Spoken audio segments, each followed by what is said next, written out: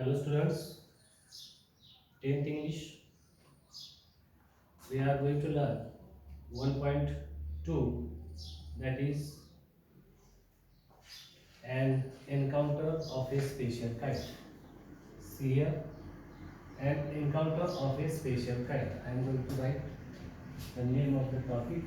It is an encounter of a special kind.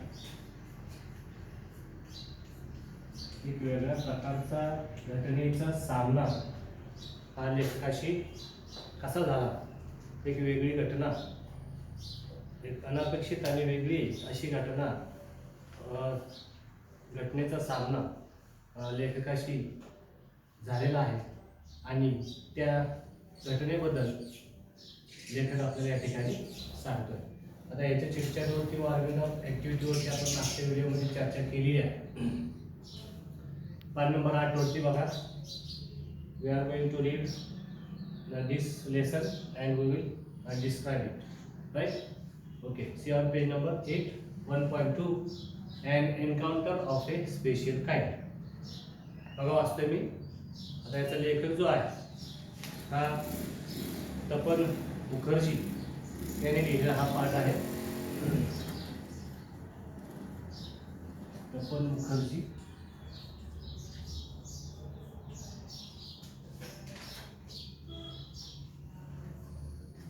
तपन मुखर्जी हा या ठिकाणी सांगतोय लेखक आपल्याला की आपण बघितलं की धडा शिकत असताना आपल्याला या तीन गोष्टींची माहिती घ्यायची. या तीन गोष्टींची या तीन प्रश्नांची उत्तरं आपल्याला शोधायची आहेत. We have to find out the answers of these 3 questions. What was the profession of the writer's father? We have to find out the answers of these questions. First, what was the profession? Profession, व्यवसाय. Profession, व्यवसाय.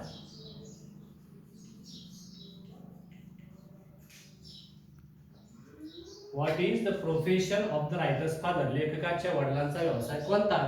याचं उत्तर आपल्याला शोधायचं. त्याच्यामुळे काळजीपूर्वक ऐका. Describe the campus where the writer's family lived. Campus, that is परिसर. ठीक आहे, परिसर, सराउंडिंग ज्याला म्हणतो आपण. लिव्हिंग फॅमिली लिव्ड, जिथं लेखकाची फॅमिली राहत होती, जिथे लेखकाचं कुटुंब होतं, घर होतं, त्या ठिकाणचं वातावरण, कॅम्पस बद्दल त्या ठिकाणी माहिती सांगायची. सभोवताली काय काय होतं त्याच्यावरती आपल्याला माहिती सांगायची आहे. Next question, how did the family relax after lunch? Lunch झाल्यानंतर कशा पद्धतीनं घरातले सगळे मेंबर्स जे आहेत हे आराम करत होते, हे आपल्याला या ठिकाणी पुढचा प्रश्न. हे 3 प्रश्नांची उत्तर आपल्याला शोधायचे आहेत. त्याच्यामुळं काळजीपूर्वक ऐका आणि समजण्याचा प्रयत्न करा. बघा वाचतो मी पान नंबर 8 वरती. An encounter of a special kind.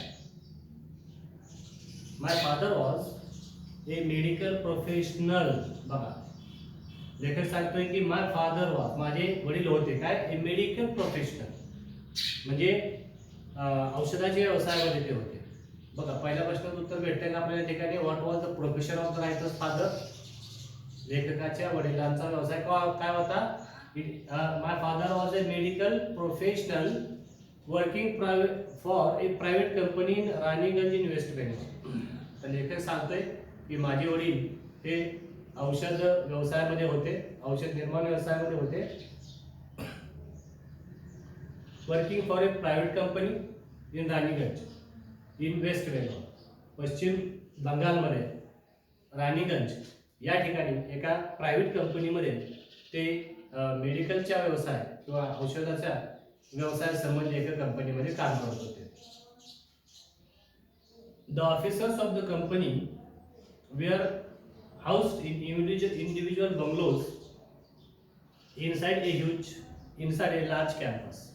आणि त्या कंपनीचे जे ऑफिसर्स होते, ते अधिकारी होते, त्यांना बंगले बांधून देण्यात आलेले होते आणि एक मोठा कॅम्पस, मोठा एरिया जो आहे, मोठ्या भागावरती त्यांना वैयक्तिक असे घरं बांधून देण्यात आले होते, मोठे बंगले त्यांच्यासाठी बांधले गेलेले होते. Our house was in a corner of the campus. आणि आमचं घर जे आहे, लेखक सांगतोय की आमचं घर जे आहे त्या परिसरामध्ये एकदम कोपऱ्यात, corner. The officers club was adjusted to the boundary wall of our garden. आणि आमच्या घरासमोर जी गार्डन होती त्या गार्डन लागूनच बाउंड्री वॉल होती, म्हणजे कंपाऊंड होतं, बाउंड्री वॉलचं कंपाऊंड होतं, बाउंड्रीवरची वॉल होती, भिंत होती आणि त्या ठिकाणी ऑफिसर्स क्लब होतं. The compound was luxurious with green grass. आता बघा कंपाऊंड मध्ये काय काय होतं, त्यांच्या जे तिथे राहत होते त्या ठिकाणचं वातावरण कसं होतं. How is the campus, how was the campus. The compound was luxurious, आरामदायी, विथ ग्रीन ग्रास, सगळीकडे हिरवळ होती, हिरवं गवत सगळीकडे होतं. कलरफुल फ्लावर्स, वेगवेगळ्या रंगाचे कलरफुल फ्लावर्स त्या ठिकाणी होते, वेगवेगळ्या कलरची फुलं त्या ठिकाणी होती. And host of tall and majestic trees, आणि खूप उंच आणि मोठी राजेशाही अशा प्रकारची झाडं, उंचचे उंच वाढलेली झाडं पण त्या ठिकाणी होती. The seasonal vegetables in the kitchen garden of the households and the magnificent tree constantly attracted squirrels and many species of birds. आणि प्रत्येक बंगलोच्या ठिकाणी मागं आणि पुढं थोडीशी अशी रिकामी जागा होती आणि त्या जागेमध्ये त्या लोकांनी भाजीपाला वगैरेची छोटी छोटी असे प्लॉट केलेले होते, छोटी छोटी भाजीपाल्यांची वगैरे पिकं लावलेली होती. आणि त्याच्यामुळं त्या ठिकाणी हिरवळ होती आणि मोठमोठी झाडं असल्या कारणानं त्या ठिकाणी स्क्विरेल्स म्हणजे खारुटी ज्याला म्हणतो, खारुटी आणि वेगवेगळे प्रकारचे पक्षी आणि langur it is a species of monkey, म्हणजे एक माकडाची जात आहे ज्याला आपण लंगूर म्हणतो, तेही त्या ठिकाणी वारंवार येत असायचे. A group of langurs had even made their den in an aswatha tree nearby. आणि त्या लंगूरच्या एका माकडाच्या एका जातीनं त्या ठिकाणी घरच केलेलं होतं. त्या ठिकाणी ती यायची आणि त्या अस्वत्था झाडाच्या तिथं त्यांनी येऊन राहायचे आणि दिवसभर तिथंच असायचे. They had all become a part and parcel of our existence and daily life. आता म्हणजे वेगवेगळे प्रकारचे पक्षी, वेगवेगळे प्रकारचे प्राणी आणि खास करून स्क्वेरेल, खारुटी आणि लंगूर हे या ठिकाणी नेहमी बघायला मिळायचे. बघा आता एक प्रश्नाचं उत्तर आपल्याला सापडलंय का. What is the profession of the writer's father. लेखकाच्या वडिलांचा व्यवसाय कोणता. A medical professional. His father was a medical professional. आणखी describe the campus where the writer's family live. याचं पण उत्तर आपल्याला भेटतंय की जिथं लेखक राहायचा त्या परिसराचं वर्णन करा. तर या ठिकाणी सांगितलं बघा. The compound was luxurious with green grass, colorful flowers and the host of tall and majestic trees. हे सगळं आपल्याला त्या ठिकाणी सांगता येईल. आणखी पुढे पण सांगता येईल. The seasonal vegetables in the kitchen garden of the household and the magnificent trees constantly attracted squirrels and many species of birds. A group of langurs had even made their den in an aswatha tree nearby. तर हे सगळं आपल्याला दुसऱ्या प्रश्नाच्या उत्तरामध्ये सांगता येईल. पुढे बघूया. आता एक प्रश्न राहिला, त्याचं उत्तर आपल्याला शोधायचं आहे की how did the family relax after lunch. तिथपर्यंत आपण अजून काही गेलेलो नाही की जेवणानंतर कशा पद्धतीनं त्याचे कुटुंबीय, लेखकाचे कुटुंबीय रिलॅक्स झाले. बघूया पुढचा paragraph. A small incident on a Saturday afternoon left a profound effect on me and unfolded before my eyes a whole new dimensions to the wonders of God's creation. It was a few days into a puja vacation, just like for any other child. The holidays provided an opportunity for me to become engrossed in various magazines and storybooks published especially for children in the festive season. A small incident on Saturday afternoon left a profound effect on me. आणि त्या दिवशी शनिवारी दुपारी afternoon च्या वेळेस एक छोटीशी घटना घडली, पण त्याचा परिणाम मात्र माझ्या मनावरती कायम राहिला. And unfolded before my eyes a whole new dimensions to the wonders of God's creation.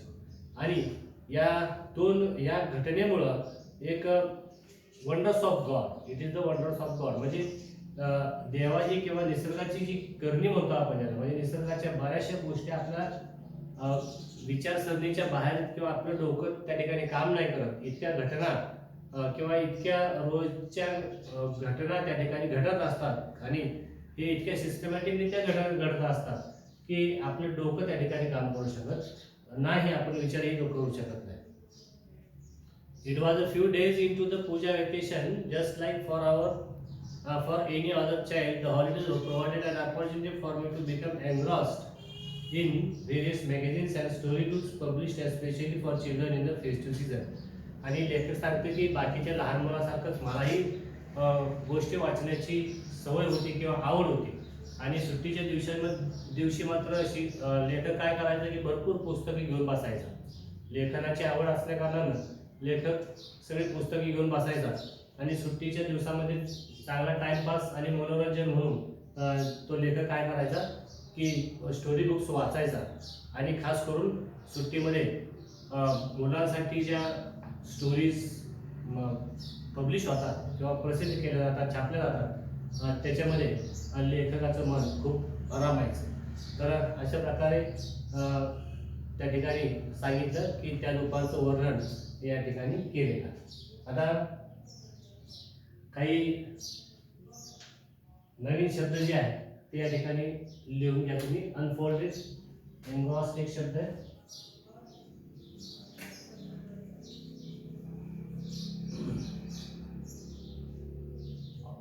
Occupied in, आता याचा मराठी अर्थ मी मुद्दाम सांगणार आहे, तुम्ही डिक्शनरीतनं बघायचं. Engrossed, occupied in. Unfolded, unfolded, that is revealed. A new dimension.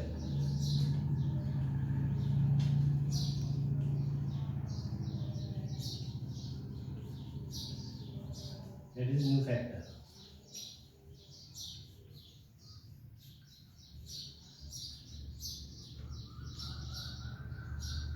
So these are the words you have to recite. या प्रश्नाने या शब्दांचे अर्थ तुम्ही डिक्शनरीमध्ये पहा आणि त्याचा अर्थ शोधण्याचा प्रयत्न करा. त्याचा अर्थ शोधून परत शिकवलेल्या भागाला अर्थ लावण्याचा प्रयत्न करा. आणि या दोन प्रश्नांची उत्तरं लिहा की what was the profession in the writer's father and describe what was the profession of writer's father and describe the campus where the writer's family live. So we will stop here. Thank you.